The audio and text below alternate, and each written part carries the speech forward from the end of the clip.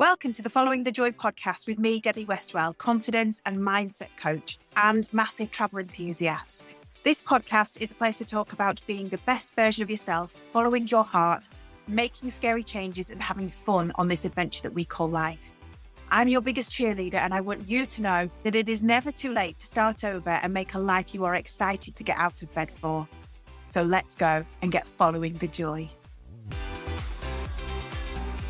On today's episode, I am talking to Amy Ilic, who is founder and owner of Senna Studio. She is awesome. So she basically helps people create their brand and their website. She kind of can do it all for you, or she runs these amazing courses where she can help you step by step, creating your brand and website. She's got this awesome quiz that you can do to kind of understand what your brand colours, themes look like. And she's just, do you know what? She's just lovely. She lives in Portugal with her girls and her partner. And we talk all things travel and like finding your passion and purpose. We talk about auditing your life and finding out what fits with your values and what aligns and feels good. And there's just some beautiful nuggets of information in there. Amy shares about her dyslexia and how it's now her superpower. So I hope you love this episode. As always, keep listening. And then at the end, let me know what you think. Hi, Amy. Welcome to the Following the Joy podcast. Hello. Nice to be here. Oh, I'm super excited to talk to you today because you have all that secret sauce knowledge in your brain that I have no idea about. So for our lovely listeners, just go ahead and introduce yourself, please. Okay. I always find things hard because everyone's so multifaceted. So, on a day-to-day basis, things can change. So in a nutshell, I'm Amy. I'm founder of Senna Studio, a branding and website studio. I have two girls called Poppy and Juniper. I live in Portugal, but I'm from the UK. But I'm actually Serbian and Polish by blood. So I'm all over the place. I love that. I love it. So how long have you been in Portugal for? 5 years now. Ooh. Yeah. And then we were talking earlier and you said you do sometimes miss the UK though. I do. I miss the trees and I miss the Englishness, like having a pub lunch on a Sunday. I'm not a drinker in any way. I don't drink, but I do like a pub lunch in front of a fire. And a jazz music playing behind, just things like that, the Englishness. Yeah, I miss that. Oh, yeah. I guess I've travelled loads, but I guess I wouldn't. It's good to come home to chippy tea for me. It's like going to a traditional, like a chippy tea, like going to a traditional like chip shop and having like a takeaway, like those kind of British takeaways that aren't the same anywhere else in the world either. Yeah, exactly. You just, I didn't miss it until about the third or fourth year. It's only recently in the last year, and I just started really missing it. And just dreaming of misty walks on green hills and things that are so opposite to here because the sun's shining all the time. And so I miss being cold. Oh no, yeah. I've got to disagree with you. I know. Crazy. I'm sure some people like the cold. Some people like 4 seasons. I'm a sunflower. I like to just, wherever the sun is, that's where I turn my head and I'm like, oh, hello, I'm happy here. So I definitely feel it when I've not had some sunshine over winter, and I haven't this year.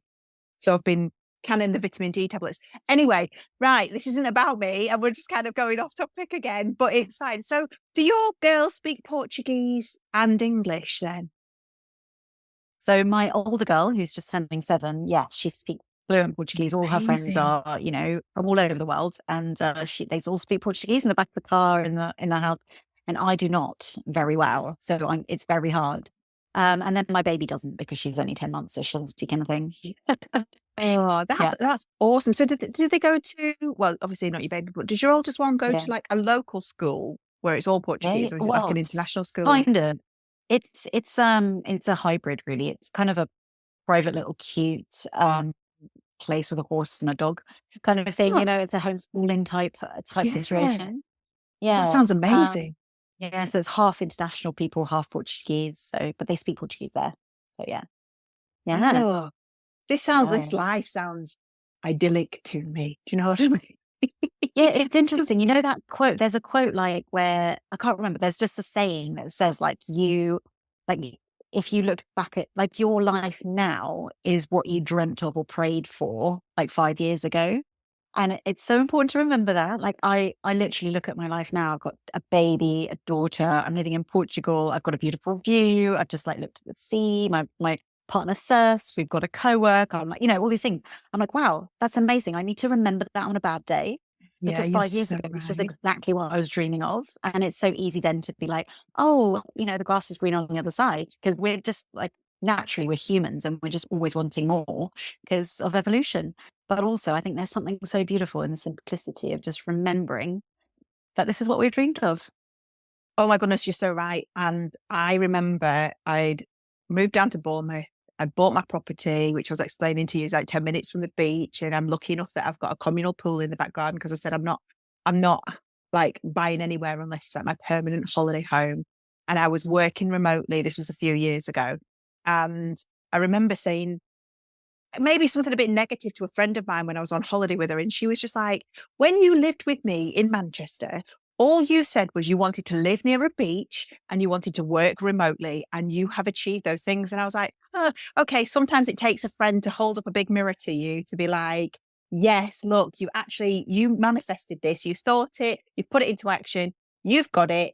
So if you don't really like what you've got, it's up to you also to kind of change it, but it might take a few years. That's the only thing, isn't it? So Absolutely. And I think it's actually totally human and natural to like audit your life, because actually the things we dream of might not actually be the things that we want. And we also change so much. Our situations change as well. So like, I think, it's good to appreciate and then audit and go, oh, but is this what I really wanted? Like I was saying, I miss the seasons. Maybe I didn't understand that actually I don't like sweating all the time in Portugal. I like the seasons. Yeah, well, that's it, isn't it? And then it's like you can go on holiday to the seasons places, not the four seasons, Exactly. obviously, but do you know what I mean? You can go on holiday Yeah. to places that have got autumn and spring and stuff. Because I've got to say, although I do like summer a lot, do like the colours of the leaves in autumn. It just is Yeah. beautiful, isn't it? Like those kind of browns and reds and stuff. It's fabulous. So, right, can I be really personal here? What made you move to Portugal in the first place? Yeah, I ask myself this all the time, and like it was kind of just the feeling that like well, first when I met my partner like 14 years ago or whatever, he's a surfer, and we lived in Brighton in England, and he would surf like the mucky, weird waves there whenever there was any waves, which is not really a surf place. And we always said like he'd be happier in a surf place. So we always thought that we'd move to France. And then my brother moved to Lisbon with his kid and his partner at the time. And then my best friend moved to Lisbon, and I was like, oh, everyone's moving over there. Like this could be the thing, and we just wanted a different lifestyle. And we both work online, so we could. And then we did. Yeah. We wanted it to be Amazing. cheaper, but we've moved to an amazing place that's just become really expensive. So it's not cheap at all. But the lifestyle's beautiful. Yeah. And that's it, isn't it? Like you can always make more money, or you can always make your money change and fit your money to your circumstances, can't you? But like getting that lifestyle, and I would imagine raising your children in somewhere like that as well is probably beautiful. But how nice that totally. it seems like all of the divine signs were pointing you there, like your brother moved there, Yeah. like everybody's moving to Portugal. Just that I'm just jumping on that train. Let's go. Yeah, totally. It really feels great. Yeah, it does feel great most of the time. When I see my kids running free on the beach naked or something, I'm just like, oh, this is why we moved. Like those little Yeah. moments. Yeah. Absolutely. Yeah. It's definitely about the lifestyle. Oh, I love it. But you've also done loads of other travel and stuff, haven't you? Yeah, I have traveled all my life, but I kind of just like forget that part of my story. But yeah, I moved out of home at 17 and went to be a professional snowboarder actually.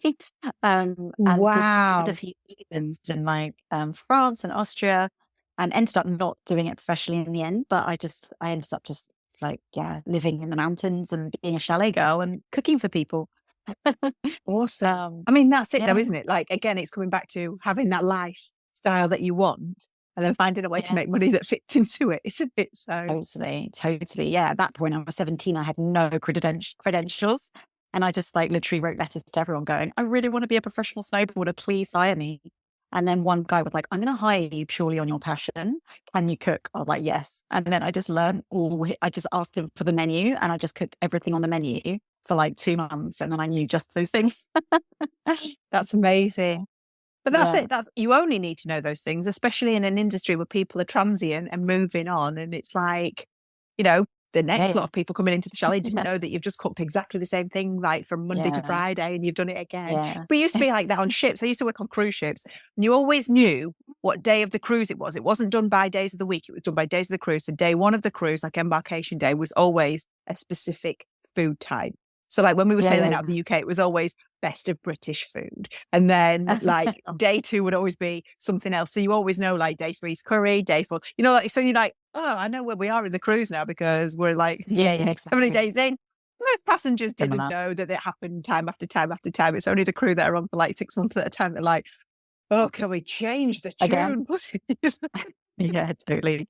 Beef bourguignon for the 3rd time. Yeah, totally. It can be quite boring. But yes. Wow. Okay. So do you still dabble in snowboarding, or have you kind of given up your snow passions? I have. So I wrote a newsletter about this about a month ago, where like we are only our identities as long as we actually are doing them, right? So like I used to be a weaver, and I'm just saying I used to be a weaver, but I then started teaching classes again, which means that I still am a weaver. So it's like we can only identify with the thing that we actually do. And I haven't snowboarded in 10 years, but I'm definitely going to be snowboarding in the next year. I'm going to start snowboarding again because it was my biggest passion, like my biggest passion. Like I would be obsessed. I'd be the person that would, you know, be the 17 to 21-year-old that would not drink and would just wake up in the morning and go on the slopes and literally go all day. So yeah, within a year, I'm going to be back on the slopes for sure. Oh, that is amazing. And I think sometimes we forget that, don't we? You know, like if you take a little look back into, I mean, obviously you were 17, but back into our childhood, back into our like early adolescence and teenage years, and actually think about the things that we were super passionate about and what did we like doing? And actually, are we doing any of that now? Because that was the time in our lives when we had that like pure joy. We had no expectations, no mortgages to pay, you know, and it's just like, I'm going to put it out there to everybody listening. What did you do when you were that age, between, I say, the age of maybe like 10 and 19, that you absolutely loved, that you've stopped doing? And could you find a way of incorporating a version of that into your life now to kind of kindle that joy that you had when you were younger? Because also sometimes we completely lose ourselves, don't we? Like you said, it's like, it's almost like what you were saying then is a little bit like a label, like I'm not a weaver, but actually you are, and I'm not a snowboarder, but actually you are. But then obviously then you become a mum and a partner and a business owner, and you put all these other labels on you, so that some of the labels, there's no space for the other labels, so they just fall off. But actually maybe we need to pick up some of those labels again. Totally. I love that. And recently I joined this sort of Slack group, and it's all about like identity shifting and becoming the person you actually want to be, and like really auditing your life and like really getting clear on your values firstly. And then like spending 5 days literally writing down every single thing you do in the day and like how long you do it. So like scrolling Instagram, for instance, and how long do you do it? And being like brutally honest with yourself of like, okay, I actually went down a scroll hole. So an hour in the morning and an hour in the evening. And then actually going, okay, does that align with my values? No, not at all. Like my values are being out in nature and being with my kids. So why am I spending that time scrolling, you know, or whatever it is? It might be getting up late, or it might be eating the wrong foods. You know, it really highlights like what, if you're living your values. And so I think auditing your life like brutally like that and like really seeing it on paper or on an app or whatever is so powerful. And that makes me see like, no, I'm not moving my body enough. And no, I'm not snowboarding or surfing or all the things that I used to do, you know? Yeah. And it makes you shift things for sure. Yeah. And that's amazing. I think it would be super scary how much time we just F around doing things and have all of that kind of input into our brain when our brain can't process everything at the best of times. And actually, what can you just cut out and do? And like you said, then you find, yeah, I need to get out in nature more. I've got to say, I do love your posts, because you are generally walking and talking out in nature somewhere on Insta, aren't you? And I love it, because I'm like, because I go out in nature a lot, but then I see yours and I think, oh, I haven't been out today. Thanks, Amy. Right, I'm just thanks. Oh, that's good feedback. No, I try literally at the end of the day, because I'm on my computer a lot because I work on my computer. And at the end of the day, if I've got anything to do on my phone, like maybe like a chill out meeting, like not like a podcast interview, but like a chill out meeting, I'll do it outside walking, because I just find that otherwise I'm just scrunched and I become like a little scrunch up person. Like it's crazy. It's like someone said to me the other day, like sitting was the new smoking, because everyone's like working remotely on their computers, but like they're becoming like this, you know? So it's really important to like, yeah, I don't know, that to look at the habits of society, you know, Yeah, and not you become are a so product of right. that, you know. Yeah. And then when we get stressed as well, our shoulders curl in and we naturally Oh, close down, and like even our hands. So I'm a masseuse. You can't really say masseuse. I'm a massage therapist. Masseuse yeah. conjures up, dodgy images. But like, so like my big one is, and I'm just going to try and talk it through whilst I'm showing you on screen, because some people would just be listening to this, is like we hold our phones and our mice and everything with our hands, and our hands are constantly in that like claw shape, that actually the big pad around your thumb, so from your thumb, like probably to the middle of your palm, and then like kind of like that square around your thumb, that's like a really good pad that you can put so much pressure on with your other thumb. I kind of like hold my, almost like I'm like Oh shaking yeah, hands with that feels myself. good. And then if you just like press on that little pad, like, and just do like circle motions with your thumb, and you can press really deep. Oh, it's awesome. And Feels that for good, me is like a yeah. massive stress release. I'm definitely thinking that maybe I should be like sharing some more self massage tips with you. Yeah. Right. Totally. Anyway, let's go back to what you were talking about with work there, because I'm super fascinated by what you do. So you do like website design. How did you fall into that? Or did you like study it?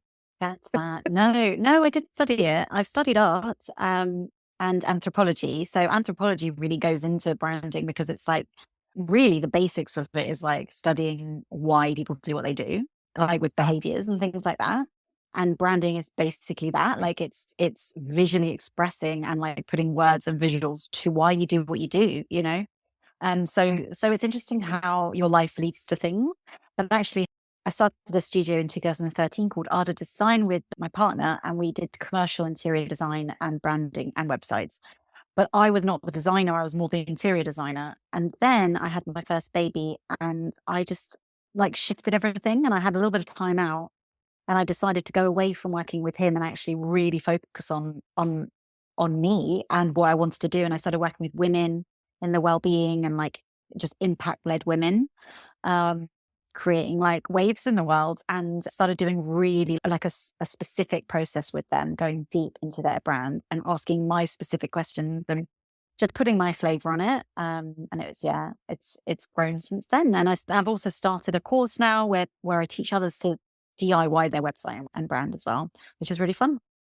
And that's amazing as well. I mean, first of all, it's amazing that you've kind of got that skill. And like you said, like you've kind of, your life just kind of weaves a pattern. And the more people I talk to, the more people or ladies that are saying they had a child or they get pregnant, and then they're like, oh, my life needs to change because your priorities change. And like my priorities changed when my mum got ill. Your priorities changed when you got pregnant. So it's really good that then you can like assess your life and go like, right, what is right for me and how can I live my life like that?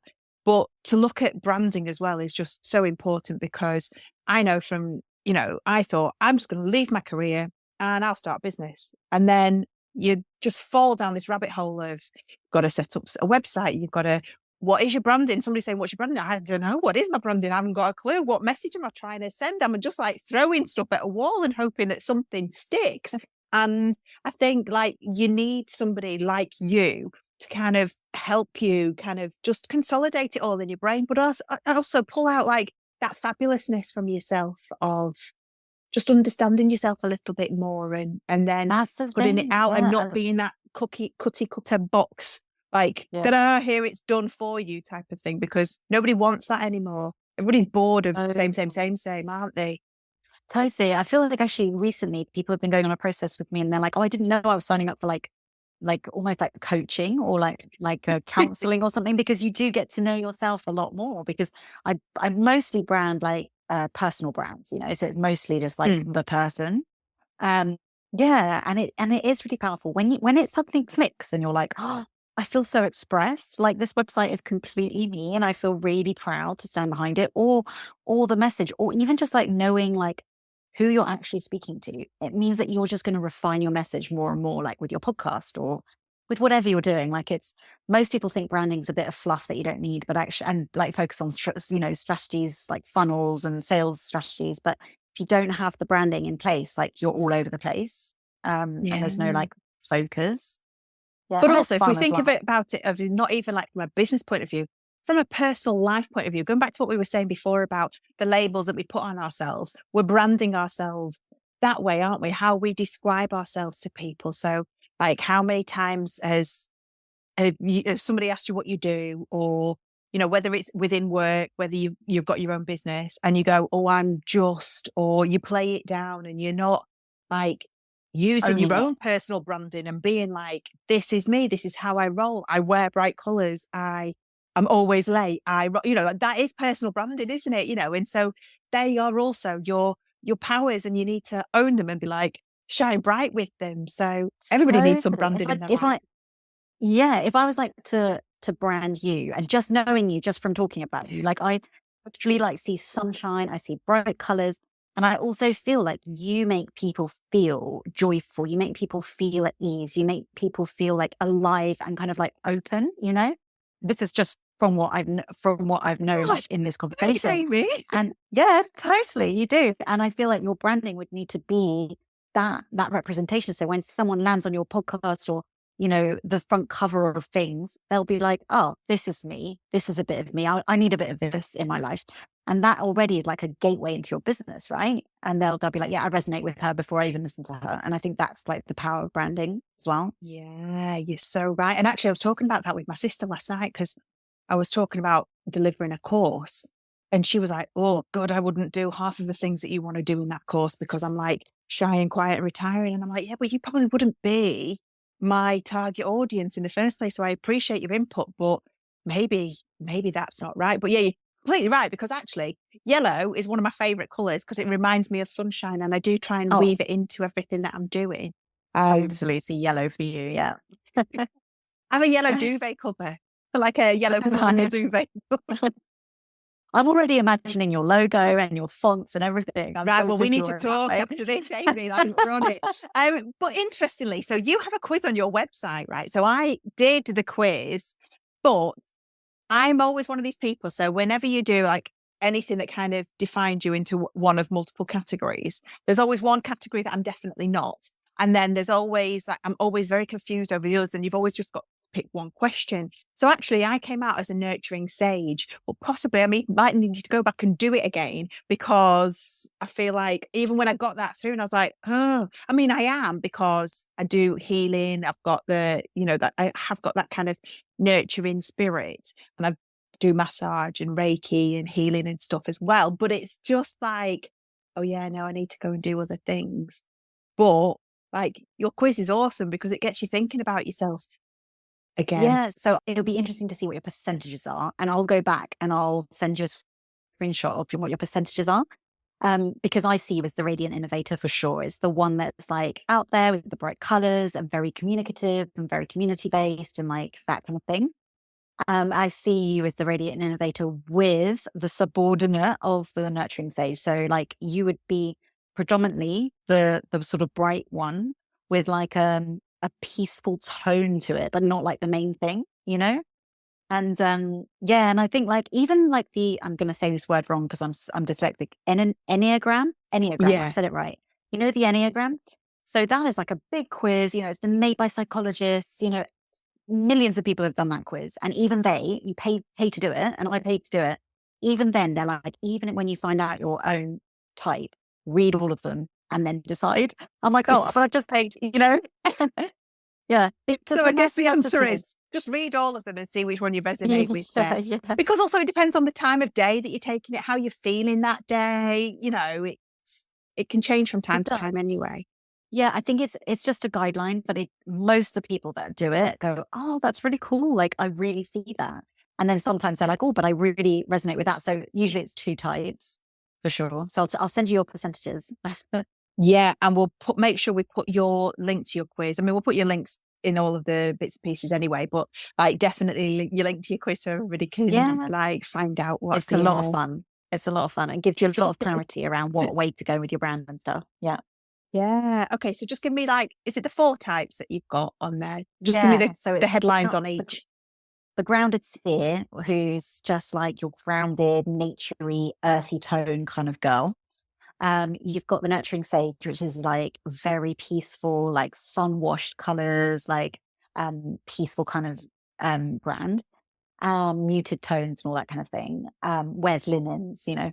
Then you've got the radiant innovator, who's like more bright and like might wear a unicorn on your back, or you know, might have like bright red jumper and like blue shoe, you know, just very bright and uh communicative and innovative and creative. And then you've got your luminary visionary, which is like the ones that actually mostly no one identifies in my community with. A very straight edge, very minimal, very stark, very like leader of the pack kind of thing. Yeah. Yeah. And well, because you specifically work with a lot of like heart-led women, I would imagine that a lot aren't that, but maybe a lot of like male energy kind of goes more to that one. Exactly. Ah, Exactly. Yeah. So it's really cool to see the percentages. Yeah. yeah. Okay. So you just mentioned there that you are dyslexic. So first of all, amazing that you've got a business and, you know, you're getting over something like that. Was that like a big issue for you as you were going through your life? Just being personal now, sorry. Yeah. No, that's absolutely fine. I see it as a superpower, to be honest, Yeah. because and my mum always made it seem like that as well. So like if I look back, yes, I was like I had extra time in exams, and at uni I had a special mentor and I'd get a free computer, which I saw as a real blessing. Yes. But yeah, which only died 5 years ago, which is great. But now I see it as like, yeah, I think different. So when someone says something, I actually sometimes make up a story and think they've said something else, but actually it like created a whole story that's really good for like the brand, for instance. Like it's really good within my branding because it's like it's very relevant what I think, but it's like I can make things up. It's very strange. Um, and also I just think I'm more visual, and like dyslexia somehow just makes you think differently. And a lot of CEOs in the world are dyslexic. So it's like, I think I was just born to be an entrepreneur and not work for Yeah. anyone else, you know? I love that. And Yeah. you're right. And it's owning it as a superpower because it makes you think outside the box. It makes you come up with creative solutions. Because if you can't do a specific thing the way 90% of the population are doing it, and it's not just with dyslexia, anything that's neurodiverse, you know, it is a superpower because you will see things in a way that nobody else will. Like you said, you will hear things in a way that nobody else will. Listen, I'm sure some ladies listening to this podcast are probably perimenopausal, menopausal, and are probably hearing things and forgetting things that people tell them regardless, and don't have any form of dyslexia, neurodiversity, anything like that. So, you know, we can all make up stories. I think yours are just probably Totally. better than others. I love it. No. Yeah, no. And also, I remember my mentor in uni, my dyslexia mentor, she was like, look, you should get an iPhone because you should get a smartphone at that point, you know, and it was just coming out. And I was like, oh, I really don't want to. She was like, look, it's going to really help you. You can have a calendar for all your appointments. Like, and literally it changed my life having a smartphone. And I was like, wow, this framework and structure supports me so much. If it's not on my calendar, I will forget. But now I know what supports me, and I'm more organized than I've ever been because of all these tools. So I'm like really grateful for all these like modern tools that we have at our fingertips now. And now the key for me is not to get addicted to any of them, you know, and not to live in your phone or on your screen, which is really hard. Yeah, I mean, who'd have thought it? I remember getting my first mobile phone at like 19. My dad worked for British Telecom. You know, I got my first mobile phone at 19. And the only reason why I got it was because I was driving 7 miles to another village to work in a local pub.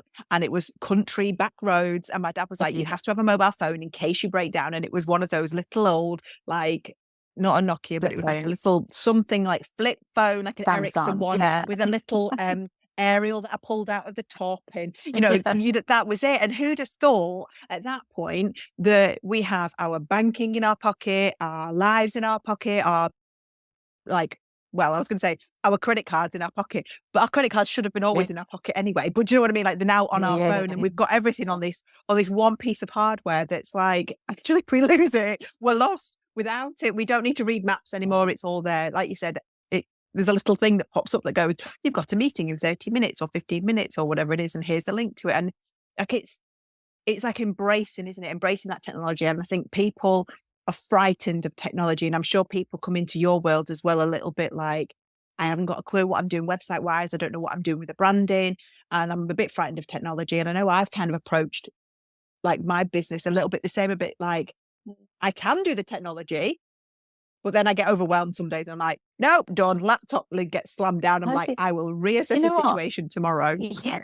I really respect what you're saying, because like you're saying that you were actually scared of it in a way and just like felt overwhelmed, but you were like, you changed your mind shift completely and was like, no, I'm going to own this and I'm going to use this for my advantage, for my business. And you do now, because before we pressed record, you were telling me all these like different tech tools that you use. And I think that's amazing. And it's interesting because like I've just finished running my course for DIY, like branding and website. And half the people in there, well, most of the people were like, I'm so scared of tech. I don't think I'll be able to do this. And interestingly, half of them shifted their brain of like, I just need to do this. I'm going to play with it and I'm going to just do it. And they were able to get past their like problems. And the other half just was stuck in that and they just couldn't shift their mind around it. It was so interesting seeing how it's like literally a mind shift. Like if you want to like learn how to use these amazing tools and let them help you elevate your business, you totally can. Like whether you're a tech granny or not, like it's so important to just shift that in your mind. Yeah, and anybody can do it at any point. And I think for me, the mindset shift comes from, I always question, how many other people in the world are able to do this? If they're able to do this, what makes me so unique that I can't do this? I absolutely can. But also it's like what you said there is the main word is fun. Have some fun with it. And that's kind of what I did when I was always like, I'm not going on social media. It's nobody else's business what I'm up to, blah, blah, blah, blah. And then again, I was like, right, let's just make it fun. Let's go on and do some stupid things. Let's just put your personality out there. And there's no pressure on the results. There's no pressure to have so many likes, or that's the problem nowadays. I feel like so many people judge their own lives by how many likes or comments or reviews that they've got. And how many times do we look at, we've got 98% positive reviews, but the ones that we're focusing on are the 2 negative out of 100. Do you know what I mean? And we need to just kind of like step back into ourselves and be like, just own it. I can do this. It's fine. Let's just have fun with it. Yeah. But that's the other thing. And then like, that's like your branding quiz as well. Like just have fun with it. Yeah, totally. And also to separate your self-worth from your brand. Like it's different, you know, your business is different. Like, of course it's you, it's part of you, but like, don't take it so personally. It's not everything about you. You're multifaceted. This is just your business. So just put it out there. Oh, that's a hard one. It's just your business. It's hard though, because some people like it's their baby, isn't it? And their bread and butter. Technically, it probably shouldn't be your baby. It should be a business entity that you can put down and be like, separate yourself from. Well, exactly. I mean, it's really like, I love my business and I'm in it a lot of the time, most of the time, to be honest, but I don't get caught up with the numbers of like, oh, this means that I'm something. Do you know what I mean? Like I don't make it mean something about me personally. So yeah, I think it's really important to have that distinction. Otherwise it will rule your life and you'll have some paralysis over putting yourself out there and getting visible. Yes, you're absolutely right. And you'll stop having fun as well. And that's it, isn't it? And ultimately, what we want to show to our friends, to our children, if we've got them, you know, to everybody out there is, I can do this, you can do this, and you're having fun. That's what I want to do. I want to say to other people, you can do this. It doesn't have to be hard. I don't think life has to be hard. Sometimes we just choose that it's hard. Yeah. Oh gosh. And also like I had a conversation with a mentor the other day and like I said something about like, you know what, because I'm launching in like 2 months and I'm gearing up to it now. And I was like, this is how I want this launch to feel. I want everything automated like a well-oiled machine. I'm going to go on holiday. I'm just going to go on holiday. And she sort of laughed and she was like, this is great because when you're on holiday and having fun, people can feel that energy and they want to be part of it because you're showing a really positive side of yourself and you're being magnetic, you know? People are magnetized to people who are just having fun and not taking themselves too seriously. And I think is I always find I do my best kind of like social posts or promotions or whatever it is after I've done a podcast interview, because I'm already on a high because I just love talking to people. So it's like, find Totally. that part of your life where you're like, oh, like you're feeling that like super high energy, and then go in your social media posts out, or write something about yourself or whatever it is. So I love yeah, that. I love that. I'm going to do a live straight after this. excellent. Do it. So, right. Okay. You've just mentioned a launch there. What are you launching? Are we allowed to know yet, or is it a secret? Is it coming up? No, it's not a secret because I've just finished it. I'm launching again. So Digital Campfire it's called. Okay. Basically, it's a virtual campfire that we come around at weekly. And basically, women in the first, like, I guess 3 years of their business who don't want to hire someone like me to do their website and brand, they come and I teach them how to do it themselves. And I just ease the overwhelm, because when you think about building a website and a brand, like, it can be so overwhelming, even for me. So I just step by step process in, and also plug you into a community, and we do co-working together and things like this. So yeah, Digital Campfire, my Amazing. little baby. Yeah. And I guess it's good to have sometimes it's just good to have somebody there to hold your hand in the first place, even though you know you can do it. It's just that little bit of support from the background, even if you may never even tap into it. It's just like, Amy's there, she's got me, it's fine. Yeah. So, Yeah. No, it's great. It's so amazing to do you have see any everyone. self-guided courses as well? It's part self-guided and Okay. part live. So you can plug in, you can buy it any time of the year, but you can plug into the calls quarterly. There's 2 months of calls Yeah. quarterly. So you can plug into any of the calls. So it's part live, part self-paced. Awesome. That sounds Yeah. absolutely fantastic. Right. So how do people find you, Amy? Because obviously we hadn't reached this point where I think it's exciting. I might join. Yeah. Oh, I'd love you to join. It's so basically, yeah, Instagram, sennastudio.co. And then my website, www.sennastudio.co, are the best places to find me. Yeah. That's awesome. I'm going to put all of your links in the show notes. My brain's gone. But there was so much good stuff. I feel like I could have you back. I feel like we could have like talked for hours and hours and hours. But That if was I so don't stop it, lovely. we'll be going off on a mission. But I'm going to try and summarize a lot of the key takeaways. So, number one is just have a little look around you. Everybody who's listening, have a little look around you. What you were dreaming of 5 years ago is what you've created now. So just give a little bit of thanks, be grateful. And if it's not working out for you, just turn the dial a little bit and change it so it's moving forward. Number 2 is find a lifestyle that you want, and then find a way to make money from it, like Amy did when she was like snowboarding, and now she's living in Portugal because she's got a remote job and she can do all sorts. Number 3 is we are only our identities as long as we are doing them. Questionable, but I quite like it. Like, but you can also go back to those identities. So kind of try and find your passions, because we discussed that a bit. And then number 4 is reflect on what you do. Try and find your purpose and passion, and then question yourself. Does it align with your values? And basically do an audit on your life. And I think that's like scary, but like super needed by everybody. What number are we up to? Number 5 is sitting is the new smoking. Get out and about, do some things, get out in nature, stretch your legs, move your body. It needs to be moved. Number 6 is just have a little think about what your self-brand is. How are you putting yourself out into the world, whether you have your own business or whether it is just a personal brand? And do you want to be that person? Are you just wearing black clothes because there's nothing else in your wardrobe, and you're like, oh, I don't really like expressing myself because I'm too scared to put myself out there, and you'd secretly like to? Wear the red, wear the yellow, whatever it is. Do Amy's quiz, which I'm going to put a link to. And then what number are we up to? Number 7. I don't know. We'll give up. Next one is own your superpower. Whatever makes you different and might have seemed a little bit bad, like Amy's dyslexia, any form of neurodiversity. For me, I was always told I was too loud at school, I was too noisy, I was too chatterboxy. Now I host a podcast. I need all those things. So it's awesome to own your superpower. What makes you different is what makes you amazing. The next one is just have fun with everything. If there's something that you think that you can't do, take all of the pressure off and just go to how can I have fun with this? And then finally, separate your self-worth from your business and don't let what people say or the numbers or whatever it is affect you personally. Don't take it personally. That's super important. You are you as a human being.